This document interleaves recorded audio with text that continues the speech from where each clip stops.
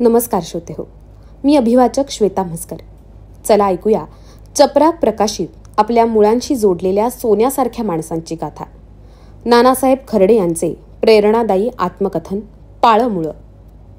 हे आणि चपराकची इतर महत्त्वपूर्ण पुस्तके घरपोच मागवण्यासाठी shop.chaprak.com या संकेतस्थळाला अवश्य भेट द्या. या दरम्यानच नेवासा फाटा येथील मुकीम नगर वसाहतीमध्ये मुख्यालय असणाऱ्या महाराष्ट्र जलवापर प्रकल्प क्रमांक 1 आणि 2 या विभागांचं शासन आदेशानुसार स्थानांतर झालं होतं. त्यामुळे या दोन्ही विभागातील विविध ठिकाणाच्या वसाहतींचा कार्यभार सध्या कार्यरत असलेल्या पाटबंधारे विभागांना घेण्यास सांगितलं होतं. आमच्या उपविभागाकडं उस्थळ दुमाला येथील वसाहतीचा व इतर अनुषंगिक बाबींचा कार्यभार हस्तांतरित होत होता. बेल्हे शिरूर रस्त्यावरील जवळा हे एक ऐतिहासिक गाव. सोमवंशी घराण्याच्या पूर्वापार जहागिरीचं गाव.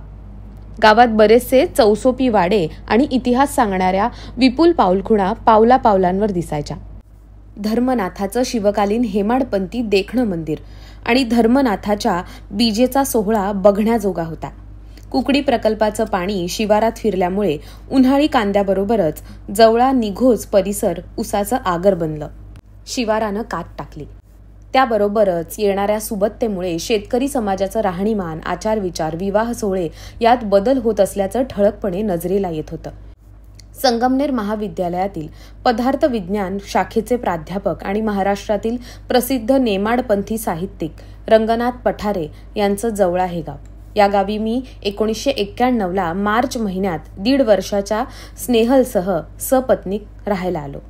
दूरवरच्या कोकणातून स्वतःच्या जिल्ह्यात गावाजवळ नोकरी करायला मिळते याचा मला कोण आनंद झाला. पण थोड्याच दिवसात सुनीताच्या आनंदाला ओहोटी लागली.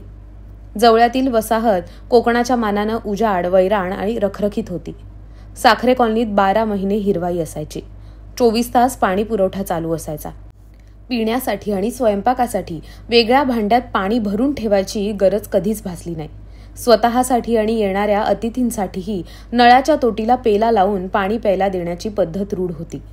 अष्टप्रहर अव्याहत जलपुरवठा असल्यानं सुनीताला दिवसातून कोणत्याही प्रहरी भांडी आणि धुणं धुता यायचं. जवळ्यात आल्यावर या सगळ्यावर नियंत्रण आलं. दिवसातून ठराविक वेळी आणि जेमतेम पुरेल इतकंच पाणी उपलब्ध व्हायचं. अंगणात सडा टाकायचा म्हटलं तरी ती चैन वाटायची. वसाहतीमधील सगळ्या निवासस्थानांच्या समोर पाण्याच्या सिंटेक्सच्या सरकारी टाक्या ठेवलेल्या होत्या. याशिवाय विजेची मोठी बोंब होती. नव्यानं निर्माण झालेल्या पीकरचनेमुळे विहिरीतील उपसा वाढला होता. विद्युत तारांकडे आकडे टाकून अनधिकृत वीजपंप चालवण्याचं प्रमाणही लक्षणीय होतं. साहजिकच विजेची मागणीही वाढली. त्या तुलनेत पुरेशा दाबानं वीज पुरवठा व्हायचा नाही.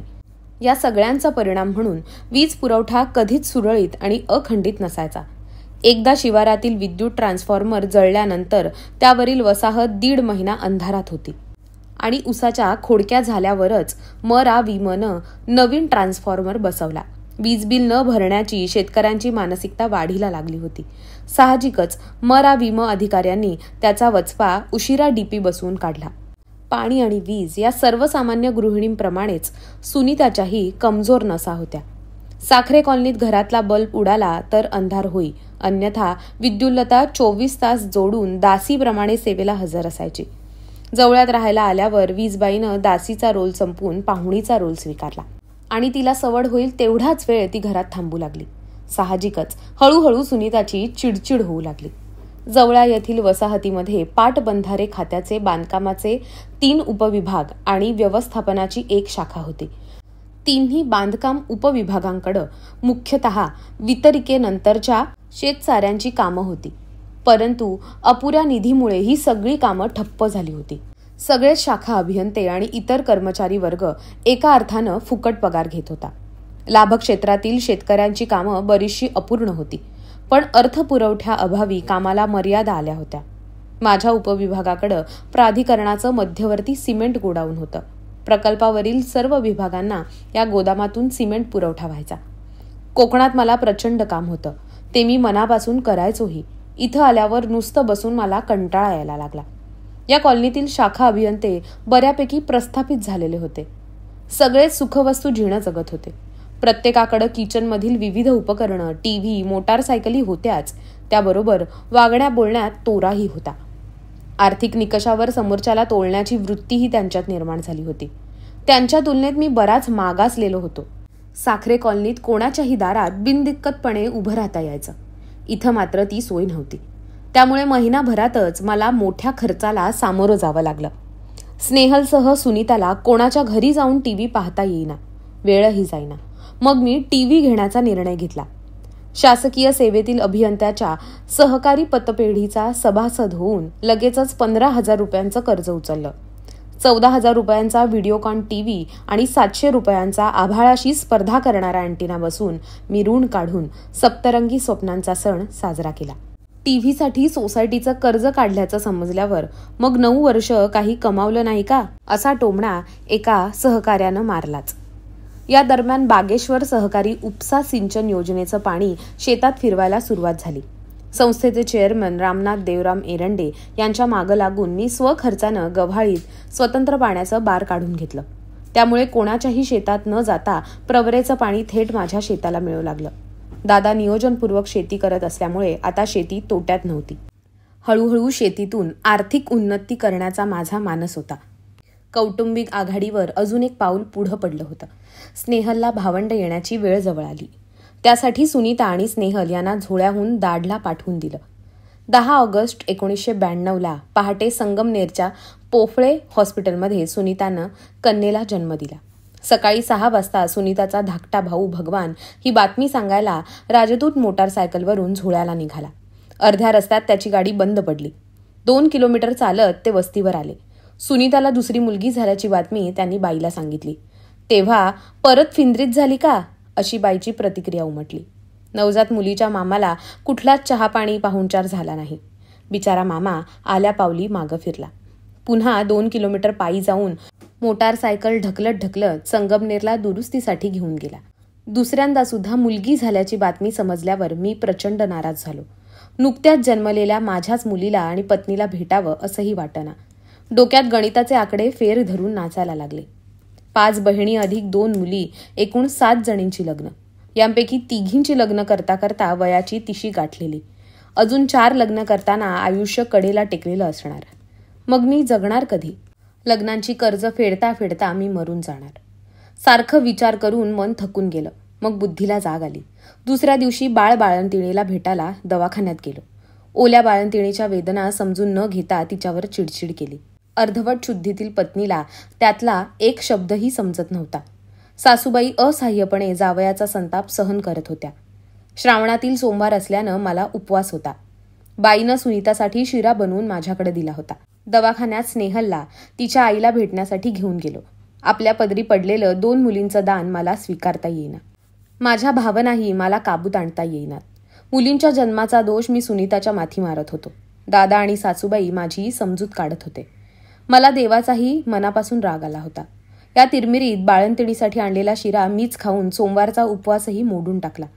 परत घरी जाताना जोरवे नाक्याजवळ माझ्या सायकलच्या हँडलमध्ये शिराच्या रिकाम्या डब्याची पिशवी अडकल्यानं सायकल हातगाडीला धडकली. याचवेळी पुण्यावरून येणारी एसटी बस सायकलच्या मागच्या चाकाला घासली आणि मी आणि स्नेहल खाली पडलो. पण वाचलो. माझं डोकं ठिकाणावर नव्हतंच मुळी. घरी गेल्यावर बाई आणि दादाकडं सुनीताच्या कुटुंब नियोजनाच्या शस्त्रक्रियेचा हट्ट धरला. या पुढील मुलींच्या जन्माचं ओझं माझ्यानं पेलवणार नाही याची मला खात्री झाली. सासूबाई आणि दादांनी हो हो म्हणत चुचकारून सुनीताला 3-4 दिवसांनी दाढला नेलं आणि कुटुंब नियोजनाचं ऑपरेशन मागं पडलं. जवळच्या ऑफिसला मला फारसं काम नसल्यानं घरीच होतो. बाळंतीण सुनीता दाढला गेली आणि त्याच वेळी मी हिवतापाने आजारी पडलो. जुळ्याच्या घरात 2 दिवस तापाने फणफणत होतो. 3ऱ्या दिवशी दादांनी सकाळी 9 वाजता सायकलवर डबल सीट बसून संगमनेरला नेलं. नेहरू चौकातील डॉक्टर चोपडा यांच्या दवाखान्यात इंजेक्शन घेऊन त्यांच्याच दवाखान्यातील औषधे घेऊन परत निघालो. संगमनेरला जाताना नैसर्गिक उतारामुळे दादांना सायकल चालवायला त्रास जाणवला नाही. पण येताना चढावाच्या रस्त्यामुळे दादा घामाघूम झाले. बरोबरीच्या आजारी मुलाला त्यांना कॅरियरवरून खाली उतरून देता येईना. 60 किलोचा बोजा उन्हात पायडल मारून नेता येईना. करत्या लेकासाठी धापा टाकत बाप सायकल दामटू लागला. खरं म्हणजे मी त्यांचं ओझं हलकं करायला पाहिजे होतं. पण त्या क्षणाला मीच त्यांच्यावर ओझं होऊन जगत होतो. शेवटी बाप हा बापच असतो. घाम फुटलेल्या शरीरानं दादांनी 6 किलोमीटरच्या अंतरात मला कुठंच खाली न उतरवता घरी आणून सोडलं. माझ्या असहाय्यतेची मला तीव्रतेने जाणीव झाली. त्याचवेळी बापाच्या सावलीत आपण सुखाची अनुभूती घेतोय हेही जाणवलं. मागचा पुढचा विचार न करता 1.25 महिना झाल्याबरोबर भाड्याची जीप घेऊन दाढभरून नवजात बालक स्नेहल, बाळाची आई सुनीता यांना घेऊन नगरमार्गे जवळ्याकडे निघणार एवढ्यात सासूबाई मागच्या सीटवर त्यांच्या पिशवीसह येऊन बसल्या. सुनीता करवी मी त्यांना आमच्याबरोबर न येण्याबाबत सुनावलं, पण एका सासूर वाशणीची माऊली लेकीसाठी एक शब्दही न बोलता गाडीत गुपचूप बसून राहिली. माझी पुटपुट सुरू झाली होती, पण जावयाची भाषा त्यांच्या कानापर्यंत पोहोचतच नव्हती. निर्विकार चेहऱ्यानं त्या जीपच्या बाहेर पाहत होत्या. या नाटकाच्या आधी जीपमध्ये बसण्याच्या वेळेस वाड्यातही असाच प्रयोग मी सादर केला होता. आपली नणंद आणि दोन्ही भाच्या त्यांच्या घरी जाणार म्हणून सुनीताच्या दोन्ही वहिनींनी म्हणजेच मीनाताई व अलकाताई यांनी पुरणपोळ्यांचा स्वयंपाक केला होता. जावयाला सासूच्या हातच्या पुरणपोळ्या फार प्रिय आहेत हे साऱ्या सासूरवाडीला माहीत होतं.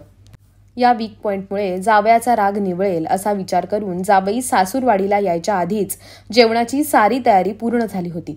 सगळ्यांनी म्हणजे सासूबाई, मीनाताई, अलकाताई, भगवानराव, रावसाहेब दादा यांनी परोपरीनं मला जेवणासाठी विनवलं, पण मी बदलो नाही. जावई हा माणसाच्या नशिबातील 10वा ग्रह असतो हे मी सिद्ध केलं. मी जेवलो नाही. सुनीता जेवली नाही. वाड्यातील मंडळीनं माझ्यासारख्या अडेल तट्टूकडं हताशपणे बघत आम्हाला निरोप दिला. 3 तासांनी जवळ्याला पोहोचलो. सासूबाईंनी लेकीच्या पायावर पाणी टाकलं आणि दाडच्या वाड्यातून सोबत बांधून आणलेल्या भाकरीचा तुकडा डोक्यावरून ओवाळून मागं फेकला. लेक आणि नातींना घरात घेतलं. 5 वाजले. आता मला भूक लागली होती. मी हळू आवाजात सुनीताकडे जाऊन म्हणालो, "का गं सुनीता, मामींनी दाढ भरून पोळ्या बांधून आणल्या असतील ना? मला भूक लागली, बघ ना तेवढं." सुनीतालाही माझा राग होताच. तिची प्रतिक्षिप्त क्रिया लगेच उमटली. "तुमच्या आईनं तुम्हाला जेवू घातलं नाही का सकाळी? आता 7 वाजता स्वयंपाक होईल, तोपर्यंत शांत राहा." बायकोनं तोंडात मारल्यासारखं झालं, पण नवरा बायकोत एवढा प्रेमाचा संवाद तर होणारच असा विचार करून मी गप्प बसलो. 5-10 मिनिटात एका स्टीलच्या प्लेटमध्ये भजी, तळलेली पण गार झाल्यानं वातट झालेली कुरडई घेऊन सासूबाई माझ्याजवळ आल्या. पाण्याचा तांब्या खाली ठेवून माझ्या हातात प्लेट दिली. त्यांच्या नजरेला नजर न भिडवता ओशाळवाणा हसत मी भजी कुरडई पोटात ढकलली. तेवढ्यात "मी पुरण घेऊन आले आहे, रात्री पोळ्या लाटून तुम्हाला खाऊ घालणार आहे," असं माझ्याकडे बघत सासूबाई हसून म्हणाल्या. कोडगेपणानं गाल विस्तारून मी होकाराचा प्रतिसाद दिला. हा सगळा प्रकार मी बाईच्या साक्षीनं केला असता तर बाईनं मला खडे बोल सुनावले असते, पण सुनीता आणि तिची आई ब्र शब्दानंही बोलली नाही. त्यांच्या सोशिकतेपुढे मी माघार घेतली. त्यांनी तोंडाला तोंड दिलं असतं तर भांडण वाढू शकत होतं. समोरून कुठलाही प्रतिकार न झाल्यानं लढाईला तोंड फुटलं नाही. रामायणात अशाच कुठल्या तरी लढाईचा उल्लेख आहे. बहुधा अहिमही या राक्षसांबरोबर राम लक्ष्मणानं केलेल्या लढाईचा. अहिमहीच्या सैनिकाचा रक्ताचा एखादा थेंब जमिनीवर सांडला की त्यातून दुसरा नवीन राक्षस उठून उभा राहायचा. त्यामुळे राम लक्ष्मण यांना युद्धनीती बदलावी लागली. माझ्या घरातही प्रतिस्पर्धी पक्षाच्या घनघोर शांततेमुळे युद्धाची खुमखुमी संपून विनातः शांतता प्रस्थापित झाली. रात्री मामींनी आवडत्या पुरणपोळ्या केल्या. आम्ही तिघही पोटभर जेवलो. दिवसभर केलेल्या तमाशाचं फलित काय असा प्रश्न मी स्वतःलाच विचारला. रात्री झोपताना सुनीता एवढंच म्हणाली, "माझ्या आईला गाडीच्या खाली उतरून द्यायला निघाले होते. आता तिच्या हातच्या पोळ्या कशा गपगुमान खाल्ल्या?" लाडानं तिच्या गालावर थप्पड मारून मी हसून वेळ मारून नेली आणि पुनश्च नवरा बायकोच्या उरलेल्या संसाराचा गाडा सुरळीत चालू झाला. दिवाळीच्या दरम्यान निघोत जवळा परिसरातील प्रसिद्ध वाण फुरसुंगी कांद्याचं बी तयार करण्याच्या उद्देशानं घनश्याम सालके यांच्या शेतातून बियांचे अर्धी गोणी कांदे शिरूर कल्याण बसनं आळे फाट्यापर्यंत आणि तिथून प्रवासी जीपनं झोळ्याला घेऊन गेलो. आता शेतीकडे माझं बारीक लक्ष होतं. मला ऑफिसला फारसं काम नव्हतं. याच वेळी जल व भूमी व्यवस्थापन संस्था म्हणजेच वाल्मी औरंगाबाद यांच्याकडून जानेवारी 1993ला सुरू होणाऱ्या 31व्या दीर्घकालीन प्रशिक्षणासाठी इच्छुक शाखा अभियंत्यांची नावं ऑफिसकडून मागवण्यात आली. या प्रशिक्षण कालावधीत 6 महिन्यांच्या पगाराबरोबरच रोजचा अतिरिक्त भत्ता तसंच जाण्या येण्याचं प्रवास भाडं मिळणार होतं. जवळात राहून कुजण्यापेक्षा वाल्मीला जाऊन 4 पैसे गाठीला जमवलेले बरे हा विचार करून मी माझं नाव कळवून टाकलं. माझ्याच ऑफिसच्या राजेंद्र कुऱ्हाडे या शाखा अभियंत्यानंही नाव कळवलं. डिसेंबरच्या पहिल्या आठवड्यात एका दुपारी पोस्टमननं 2 लिफाफे माझ्या घरी पोहोच केले. मी माझ्या नावाचा लिफाफा उघडला. वाल्मीमध्ये 26 आठवड्यांच्या प्रशिक्षणासाठी माझी निवड झाली होती. मला आनंद झाला, पण क्षणभरच. दुसऱ्या लिफाफ्यामध्ये राजेंद्र कुऱ्हाडे यांची निवड झाल्याबद्दलचे आदेश होते. त्या क्षणाला माझ्या मनात दृष्ट आणि स्वार्थी विचार आला. ज्या नैतिकतेचा मी नेहमी टेंभा मिरवायचो, ती नैतिकता गुंडाळून मी माझ्या मनातील दृष्ट विचार अंमलात आणला. सुनीताला कळणारही नाही अशा पद्धतीनं मी पोस्टमनला खोटी माहिती दिली. कुऱ्हाडे रावसाहेबांची बदली मुकिंदपूर नेवासे इथं झाली आहे, त्यामुळे हे पत्र पुन्हा औरंगाबादला पाठवा असं पोस्टमनला सांगून मी माझ्या मार्गातला अडसर दूर केला. ना रहेगा बास ना बजेगी बासुरी. अर्थात ही कृती सेवानिवृत्त झाल्यानंतरही माझ्या मनाला छळते आहे. जे आपण आपल्याला माहीत आहोत तेच आपलं वास्तव, बाकी इतरांसाठी आपण निर्माण केलेले भ्रमच. एकाच ऑफिसच्या 2 शाखा अभियंत्यांना आमचा उपविभाग प्रशिक्षणासाठी कार्यमुक्त करणार नाही आणि ज्येष्ठतेच्या निकषावर राजेंद्र कुऱ्हाडे यांचीच वर्णी लागेल व माझं नाव आपोआप रद्द होईल, या भीतीनं मी कुऱ्हाड्यांचं नियुक्तीपत्र परत पाठवण्याचा उपद्व्याप केला होता. माझ्या ज्ञात पापात एका दुष्कृत्याची भर पडली. दुसऱ्या दिवशी मी माझं नियुक्तीपत्र कार्यालयात देऊन प्रशिक्षणासाठी जाण्याची तयारी सुरू केली. त्याचवेळी राजेंद्र कुऱ्हाड्यांनी त्यांच्या नियुक्तीपत्राविषयी विचारणा केली. मी बेरकीपणानं कानावर हात ठेवले. माझं औरंगाबादला जाण्याचं नक्की झालं. मला प्रशिक्षणासाठीचा 6,000 रुपयांचा अग्रमही 18 डिसेंबर 1992च्या पत्रान्वये मंजूर झाला. आता मी निश्चिंत झालो. पण मधल्या काळात कुऱ्हाडे गप्प बसले नाहीत. त्यांनी त्यांच्या औरंगाबादच्या मेहुण्याला वाल्मीमध्ये पाठवून चौकशी केली. मूळ कागदपत्रांनुसार प्रशिक्षणासाठी त्यांची निवड झाल्याची नोंद वाल्मीच्या कार्यालयात होतीच. त्यांच्या मेहुण्यानं विनंती करून कुऱ्हाडेंसाठी नवीन दुय्यम प्रत ताब्यात घेतली आणि ऑफिसला पाठवून दिली. साहजिकच तेही प्रशिक्षणासाठी कार्यमुक्त झाले. आम्ही दोघंही 4 जानेवारी 1993ला सुरू झालेल्या 31व्या दीर्घकालीन प्रशिक्षणासाठी वाल्मी औरंगाबाद येथे रुजू झालो. एका पोत्यात मावतील इतकी गरजेपुरती भांडी, गॅस शेगडी, सिलेंडर घेऊन औरंगाबादला गेलो. जाताना स्नेहलला दाढला मामाच्या घरी ठेवलं. रांगत असलेली धाकटी धनश्री, सुनीता व मी वाल्मीच्या पूर्वेकडील अगदी शेवटच्या क्वार्टर्समध्ये राहिलो. 15 दिवसांनी दादा आम्हाला भेटायला आले. शनिवार रविवार पाहून देवगिरीचा किल्ला, घृष्णेश्वरांचं ज्योतिर्लिंग, वेरूळचं कैलास लेणं आम्ही बापलेक पाहून आलो. देवगिरीच्या किल्ल्यावर दादा पार सर्वोच्च स्थानी असलेल्या मेंढा तोफेजवळ आणि ध्वजस्तंभापर्यंत माझ्याबरोबर आले. देवगिरीच्या सिंघण घराण्याचा रामदेवराय आणि शंकरदेवराय तसेच अल्लाउद्दीन खिल्जीचा इतिहास दादांना माहीत होता. तो त्यांनी मला सांगितला. वाल्मीचं प्रशिक्षण शिस्तीत सुरू होतं. सकाळपासून संध्याकाळपर्यंत प्रशिक्षण वर्गांमध्ये पूर्णतः व्यग्र होतो. प्रशिक्षणाचा एक भाग म्हणून गुजरातमधील नर्मदा सागर प्रकल्प आणि आनंदजवळील वाल्मित्री नावाची गुजरात पाटबंधारे खात्याची वाल्मीसारखी संस्था बघून आलो.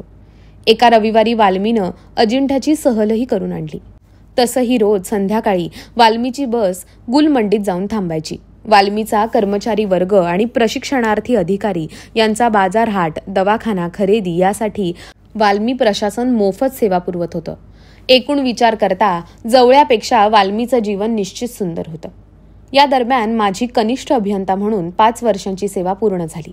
या कारणानं शाखा अभियंता पदावर दर्जोन्नती झाली. याआधी मी शासनाच्या वर्ग 3 अ दर्जाचा कर्मचारी होतो. आता वर्ग 2 दर्जाचा अधिकारी झालो. दोन्ही पदांच्या पगारात बरीच तफावत होती.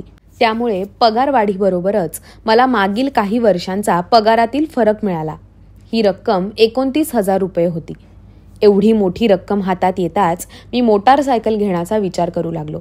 त्या दृष्टीनं रावसाहेब दादांशी चर्चा केली. त्यांनी या रकमेत अजून 5,000ची भर टाकून 34,000 रुपये किमतीची हिरो होंडा कंपनीची SS मॉडेलची दुचाकी भगवानरावांच्या नावावर घेतली. माझं प्रशिक्षण संपल्यावर ते मला अशीच नवीन गाडी माझ्या नावावर घेऊन देणार होते. आता जानेवारीतली थंडी कमी होऊन उन्हाळा सुरू झाला. मराठवाड्यातला उन्हाळा खूपच तीव्र असायचा. कायमच आजारी पडते म्हणून मामाच्या गावी असणारी 3 वर्षांची मोठी मुलगी स्नेहल तिच्या मामांनी आमच्याकडे आणून घातली. बोल बोल करता प्रशिक्षण संपत आलं. 26 जून 1993 रोजी 5 वाजता प्रशिक्षण वर्गाची सांगता झाली. आदल्या दिवशी परत आपापल्या विभागात जाण्यासाठी प्रत्येकानं नो ड्यूज प्रमाणपत्र मिळवून ठेवलं होतं. काही मंडळी त्याच दिवशी संध्याकाळी आपापल्या गंतव्यस्थानी रवाना झाली. मी व सुनीता दुसऱ्या दिवशी सकाळी 2 मुली आणि भांड्याचं पोतं घेऊन एसटी बसनं अहमदनगर मार्गे जवळ्याला जाणार होतो. यासाठी लागणाऱ्या खर्चाचा हिशोब करून तेवढ्या पैशांचा बंदोबस्त करून ठेवला होता. निवासस्थानात आल्यावर चहा पिता पिता प्रशिक्षणाचं सर्टिफिकेट सुनीताला दाखवत असतानाच वाल्मी प्रशासनाचा शिपाई एक कागद घेऊन दारात उभा राहिला. दारात येऊन त्याच्या हातातील कागद वाचल्यावर मी उडालोच. ते मागच्या 6 महिन्यांचं आम्ही राहत असलेल्या निवासस्थानाच्या भाड्याचं बिल होतं. हे बिल अदा केल्याशिवाय आम्हाला वाल्मी सोडता येणार नव्हती. मी तर डोक्याला हातच लावला. भाड्यासंबंधी तुम्ही आधी का नाही सांगितलं असा प्रश्न केल्यावर त्या शिपाई साहेबांनी मला प्रशासकीय कार्यालयात चौकशी करायचा सल्ला दिला. त्यावेळी वराडे सर प्रमुख होते. मोठा तात्विक माणूस. भेटून काही उपयोग होणार नव्हता. ओठापर्यंत नेलेला चहाचा घोट गोड नाही लागला. डोक्यात गणगण सुरू झाली. माझ्याकडे जेमतेम एसटी भाड्यापुरते पैसे शिल्लक होते. काय करावं काही सुचेना. निवासस्थानाचं भाडं नाममात्र असलं तरी एसटी भाड्याचे बाजूला काढलेले सगळे पैसे भरले तरी कमीच पडत होते. सुनीता माझ्या चिंताग्रस्त चेहऱ्याकडे पाहत होती. धाकटी सोनी पलंगाखाली रांगत होती. थोरली राणी तिचे पाय धरून बाहेर ओढत होती. त्यांचा मस्त खेळ चालला होता. एवढ्याशा लेकरांना बापाच्या डोक्यातील काळजीची काहीच कल्पना नव्हती. रात्रीचं जेवण कसं तरी घशाखाली ढकललं. रात्रभर गाढ झोप लागलीच नाही. रात्री हंतरुणावर मी जागाच असल्याची चाहूल लागली की तुम्ही आता झोपा, सकाळी निघेल काहीतरी मार्ग, असं म्हणून सुनीता माझी समजूत घाली. पण मार्ग तर दूर दूरपर्यंत दिसत नव्हता. एकदाचं उजाडलं. माझी अंघोळ झाली. सकाळचे 7:30 वाजले असतील एवढ्यात राजेंद्र कुऱ्हाडे यांच्या मेहुण्यासोबत मोटारसायकलवरून आमच्या अंगणात हजर झाले. मी हसून स्वागत केलं. सुनीताला चहा बनवायला सांगितला. चहा घेता घेता ते बोलू लागले. खर्डेराव साहेब, मला वाटलं तुम्ही रात्रीच जवळ्याला गेले की काय. बरं झालं सकाळीच आलो. प्लीज माझं एक काम कराल, असं बोलून त्यांनी पॉज घेतला. मी बुचकळ्यात पडलो. काम तर सांगा. माझ्याच्यानं होणार असेल तर नक्की करीन. मी सेवाभावी दातृत्वाचा आव आणला. त्यांनी काम विशद केलं. अहो, तुम्हाला माहिती आहे नेत्रश्रीचं माहेर उस्मानपुऱ्यात आहे. तेव्हा येणारे सुटीचे 2 दिवस रजेला जोडून मी, नेत्रश्री आणि कुणाल इथं सासूरवाडीतच थांबायचा विचार करतोय. तुमची हरकत नसेल तर मी भाड्याचा टेम्पो पाहून त्यात माझं सामान भरून देतो.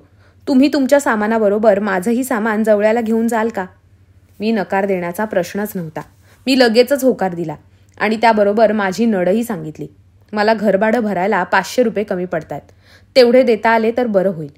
मागचा पुढचा विचार न करता त्या सद्गृहस्थाने लगेच 500 रुपये मला काढून दिले. मी मनोमन त्याचे आभार मानले. सकाळी 10 वाजता टेम्पो माझ्या सामानासहित तुमच्याकडे येईल. तुम्ही तुमचं सामान भरून चौघही उस्मानपुऱ्यात कुणालच्या मामाच्या घरी या. आपण सगळे जेवण करू, मग तुम्ही नगरमार्गे जवळ्याला जा, असा आग्रह त्यांनी केला. आंधळा मागतो 1 डोळा, देव देतो 2, अशी माझी अवस्था झाली. त्यांनी सांगितल्याप्रमाणे टेम्पो आला. आम्ही सामान भरलं आणि उस्मानपुऱ्यात गेलो. भरपूर आग्रहासह श्रीखंडपुरीचं जेवण पोटाला तडस लागेपर्यंत जेवलो आणि दुपारी 12:30 वाजता नगरच्या रस्त्याला लागलो. आज सकाळपर्यंत मी पैशानभावी चिंतातूर जंतू होतो. या क्षणाला निवासस्थानाचं भाडं भरूनही एसटी बसचं भाडं वाचल्यानं, जेवणाचा खर्च वाचल्यानं माझ्याकडे जवळपास 500 रुपये होते. मी मनोमन देवाचे आभार मानत होतो. पण वास्तव फक्त मलाच माहीत होतं. राजेंद्र कुऱ्हाडे प्रशिक्षणाला येऊ नयेत म्हणून मी वाईट चाल खेळली होती. त्या देव माणसाच्या ध्यानीमनी यातलं काहीच नव्हतं आणि माझ्या अणीबाणीच्या प्रसंगी मात्र तोच धावून आला. देवानं यातून मला काही धडा दिला असेल का, की देव नेहमी चांगलाच वागतो. माणसांसारखा डावपेत, शह काटशह, सूड बदला असे खेळ खेळत नाही. संध्याकाळी 5च्या सुमारास जवळा कॉलनीत पोहोचलो आणि सुटकेचा सुस्कारा सोडला. विजयाची 12वी झाली होती. तिनं पुढे D.Ed करायचं ठरवलं. त्यासाठी प्रत्येक जिल्हा मुख्यालयात जाऊन प्रवेश अर्ज आणणं आवश्यक होतं. पोस्टल ऑर्डर पाठवून पोस्टानं प्रवेश अर्ज मिळवण्याचे दिवस संपले होते. प्रवेश अर्ज आणण्यासाठी मी नगरहून बीड, परभणी, नांदेड आणि परत येताना लातूर, उस्मानाबाद, सोलापूर, पुणे असा एसटी बसनं प्रवास केला. त्यासाठी एसटीच्या सवलतीच्या दरात 8 दिवस प्रवास करा या योजनेचा लाभ घेतला. परभणीमध्ये वाल्मी प्रशिक्षणार्थी मित्र पठाण व कोंढारकर यांच्याकडं, तर सोलापूरला शिरीष जाधव यांच्या ओळखीनं थांबलो. इतर ठिकाणी लॉजवर मुक्काम केला. पश्चिम महाराष्ट्रात मेरिट जास्त गेल्यानं तिला लातूर जिल्ह्यातील उदगीर येथील कमल किशोर कदम यांच्या शिक्षणशास्त्र महाविद्यालयात डीएडसाठी प्रवेश मिळाला. प्रवेश घेण्यासाठी विजया आणि मी नाशिक लातूर गाडीनं लातूरपर्यंत आणि पुढं दुसऱ्या बसने उदगीरला पोहोचलो. दुसऱ्या दिवशी कॉलेजवर जाऊन प्राचार्य विद्या पाटील यांना भेटलो. तडजोडी अंती 35,000 रुपये डोनेशन द्यायचं ठरलं. डोनेशनची आधीच कल्पना असल्यानं मी अभियंता सोसायटीचं आधीचं कर्ज नवं जुनं करून 20,000 रुपये सोबत नेले होते. 20,000 रक्कम लगेच भरून उरलेले 15,000 नंतर भरायचं ठरलं आणि प्रवेश घेऊन माघारी परतलो. 15 दिवसानंतर तिचं कॉलेज नियमित सुरू झालं. तिच्या शिक्षणामुळं तिचा खर्च, झोळ्याचा किराणा खर्च आणि माझ्या कुटुंबाचा खर्च असा तिहेरी बोजा माझ्या खांद्यावर पडला. त्यामुळे शेती विकासासाठी लागणारा पैसा कमी पडायला लागला. साहजिकच शेतीतील उत्पन्न कमी झालं. सन 1993च्या मध्यानंतर कुकडी लाभक्षेत्र विकास विभाग अहमदनगर हा एन ब्लॉक स्थानांतरित होणार असल्याच्या वावड्या उठल्या. हा विभाग सरदार सरोवर प्रकल्पाच्या भूसंपादन कार्यासाठी नंदुरबारला जाणार असल्याची अफवा पसरली. त्यामुळे कर्मचारी व अधिकारी वर्गात घबराट उडाली. ही गोष्ट मी रावसाहेब दादांच्या कानावर घातली. ते रावसाहेब पाटील म्हस्के अर्थात भाऊंकडे गेले. पाटबंधारे खात्याचा भार अजूनही पद्मसिंह पाटीलच वाहत होते. भाऊंनी पद्मसिंह पाटील यांना माझ्या बदलीचं पत्र दिलं आणि ध्यानीमनी नसताना 1994च्या जानेवारी महिन्यात माझी बदली लाभक्षेत्र विकास प्राधिकरण अहमदनगरकडून अहमदनगर पाटबंधारे मंडळाच्या अखत्यारीतील ऊर्ध्व प्रवरा प्रकल्प विभाग संगमनेर येथे करण्यात आली. तसे आदेश नाशिकच्या मुख्य अभियंत्यांनी काढले. प्रत्यक्षात 8 फेब्रुवारीला मी तळेगाव येथील उपविभागात हजर झालो. तालुक्यात काम करण्याचं माझं स्वप्न सत्यात उतरलं. माझं लग्न व्हायच्या आधी माझी बदली कदापि गावाकडे होणार नाही अशी माझी मनोमन खात्री झाली होती. पण आयुष्यातील यापुढच्या सगळ्या वाटचालींमध्ये रावसाहेब पाटील म्हस्के माझे आधारस्तंभ बनले. किंबहुना या आधारवडाशिवाय मला योग्य संधी कधीच मिळाली नसती. संगमनेर तालुक्यातील कार्यक्षेत्रात आल्यानं मला मनस्वी आनंद झाला. माझं एक स्वप्न पुरं झालं.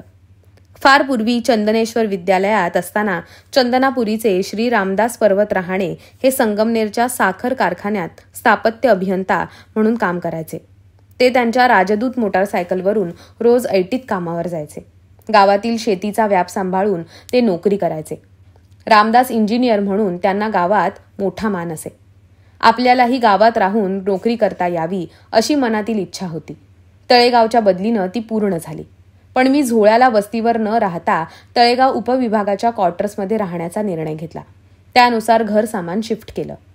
तळेगाव परिसर खूपच दुष्काळी होता. लांबच लांब ओसाड व उघडी बोडकी शेतं दिसायची. कॉलनीत प्यायला पाणी नसायचं. खात्याचा टँकर वडगाव पानच्या विहिरीवरून भरून आणायचा. तो 3-4 दिवस पुरे. रात्री टँकरमधील पाणी गार होत असे. मात्र भर दुपारी ते प्रचंड गरम व्हायचं. या गार गरम खेळात पाण्यामुळे कॉलनीतील लहान मुलं आजारी पडायची. मला 2 लहान मुली होत्या. उन्हाळ्याचे दिवस होते. मी रोज सकाळी 7 वाजता तळेगाववरून मोटारसायकलने झोळ्याला जात असे व रात्री उशिरा 9-10 वाजता परत तळेगाव कॉलनीत परतत असे. एप्रिल-मे महिन्याचा कालावधी असल्यानं उन्हानं कहर केला होता. तळेगाववरून येताना निळवंडे शिवार ओलांडला की वडगावपासून हिरवा पट्टा चालू होत असे. ही हिरवाई संगमनेर खुर्दचा शिवार संपेपर्यंत दिसायची. झोळ्याचा शिवार सुरू झाला की माझं मन उदास आणि विषण्ण होई. शेतीच्या कामामुळे माझं कुटुंबाकडं पूर्ण दुर्लक्ष झालं होतं. तसंही कुटुंबातील सदस्यांना 2 वेळचं जेवण आणि लज्जारक्षण होईल या बेतानं कपडे पुरवले की आपली जबाबदारी संपली अशी माझी धारणा होती. फिरायला जाणं, सिनेमा पाहणं, मित्रमंडळीत रमणं म्हणजे माझ्या लेखी चैन होती. रुपया गाडीच्या चाकाएवढा झाला होता. बदलीमुळे राहण्याचं बदललेलं ठिकाण, उन्हाळ्याचे कडक उन्हाचे दिवस, टँकरचं दूषित पाणी यामुळे बायको आजारी पडली. पण कामामुळे मला लक्ष देता आलं नाही. नंतर धाकटी सोनीही आजारी पडली. मला नाही तर निदान सोनीला तरी दवाखान्यात न्या असा आग्रह बायकोने धरला. पण मी जुमानलं नाही. तसाही मी बायकोवर आणि मुलींवर नाराजच होतो. पण सुनीता खूपच आजारी होती. एक दिवस मोटारसायकल पंक्चर झाल्यामुळे मी तळेगावला सकाळी घरीच होतो. तेव्हा समोरचा रामप्पा नावाचा चौकीदार हात जोडतच माझ्याकडे आला. आणि त्याच्या कानडी हेलात विनवू लागला. रावसाहेब, बाईसाहेब खूप आजारी असतात. दिवसभर सूम पडून असतात. त्यासनी खूप ताप भरलेला आहे. जेवत बी नाहीत. तुम्ही त्यांना दवाखान्यात न्या. त्यानंतर मी तळेगावातीलच निमोण रस्त्यावरील दवाखान्यात तिला नेलं, पण तिला गुण पडला नाही. तिच्या माहेरी निरोप दिला. तिचा धाकटा भाऊ व थोरली भाऊजे त्यांची जीप घेऊन तळेगावला आले. आपल्या नणंदेची आणि भाच्यांची दारुण अवस्था पाहून वहिनीच्या डोळ्यात पाणी आलं, पण त्यांनी बोलून दाखवलं नाही. त्यांनी बायको व 2 मुली यांना दाढला नेलं. खरं म्हणजे सुनीता प्रवरा परिसरातील अतिशय सधन, संपन्न आणि राजकीयदृष्ट्या प्रभावशाली घराण्यातली मुलगी होती. माझ्याशी लग्न करून ती फसली असावी असं मला वाटायचं, पण तिनं कधीही कोणाजवळ तक्रार केली नाही. बायका मुळातच सोशिक असतात. तिला खुश ठेवण्यासाठी व काही देण्यासारखं माझ्याजवळ काहीही नव्हतं. बायकोला खुश करायचं असतं हे माझ्या गावीही नव्हतं. परिस्थितीनं मी गांजून गेलो होतो. असं असलं तरी तिच्यासाठी शिवी मात्र कधी माझ्या मुखातून बाहेर पडली नाही, किंवा रागाच्या भरात हात टाकण्याचा अमानुष प्रकारही माझ्याकडून कधी घडला नव्हता. ती एक सुसंस्कृत भारतीय स्त्री आहे. तिच्या आईच्या संस्कारामुळे तिनं माझ्याविषयी कधीही कोणाकडं तक्रार केली नाही. आपले भोग आपणच भोगायचे असतात, त्यात वाटेकरी नसतात, इतका सरळ विचार करणारी ती भोळी स्त्री आहे. दिवस जात होते. तळेगावच्या उपविभागाला प्रकल्पाची कामं नव्हती.